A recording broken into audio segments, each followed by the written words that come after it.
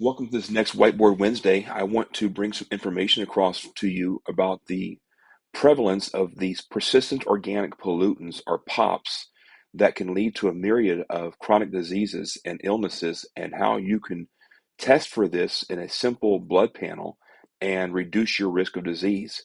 Now, these POPs are toxic, long-lasting chemicals. Some of these chemicals have been banned, but yet they still persist in the environment, and they're able to travel long distances. So other countries that use these banned chemicals, because of the airflow and the wind currents, they can travel and we get exposed to them still in the United States. And they have a significant impact on our health in our bodies and also on our environment, because they tend to accumulate.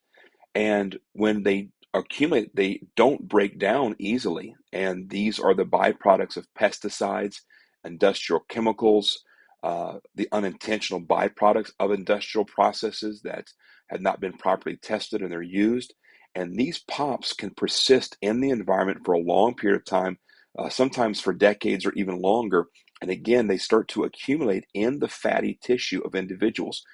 It is these persistent organic pollutants that are actually disruptive to our endocrine system and are thought to be one of the leading causes behind obesity epidemic, because since they are stored in body fat and since they begin to bioaccumulate, our exposure to these toxins increases the rate of body fat accumulation in our bodies.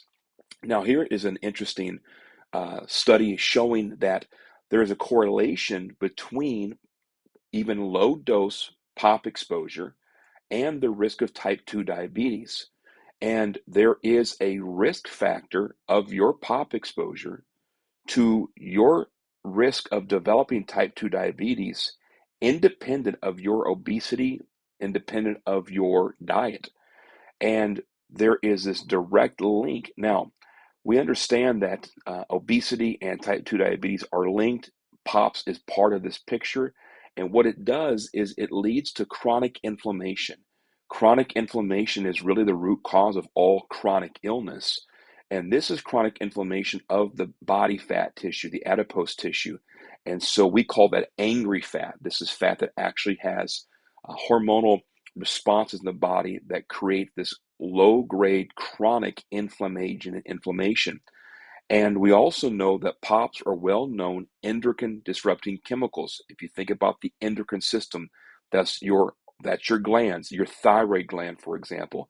These toxins disrupt that endocrine system, and these persistent organic pollutants damage and destroy the mitochondria.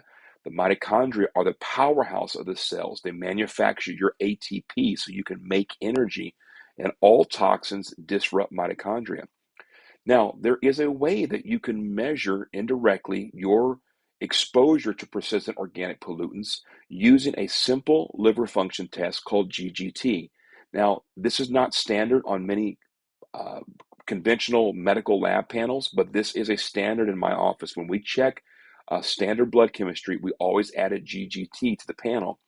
Elevated GGT is linked to a multitude of diseases, including cardiovascular disease, diabetes, metabolic syndrome, and all-cause mortality. And there is a link to the exposure of POPs to the elevation of GGT, showing that there's increased oxidative stress. There's too many free radicals being created. So if you see high GGT, it lets you know that your exposure is high, and it lets you know that your glutathione levels are low. That's your primary intracellular antioxidant system.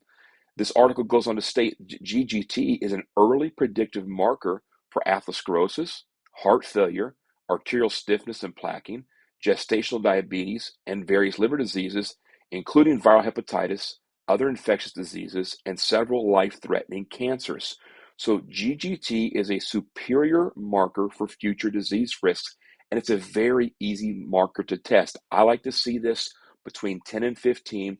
If your GGT is higher than that, you're starting to run into a risk of future disease. So just hope this is helpful for you. If it is, please let me know. If these are benefiting you, share this with somebody else that you know. Look at your labs. If you've had your GGT, make sure it's not too high. If it has, do something to reduce your persistent organic pollutant exposure. and work on your glutathione systems, work on your detox systems. But for today's Wellness Wednesday, I hope it was helpful. We'll see you next week.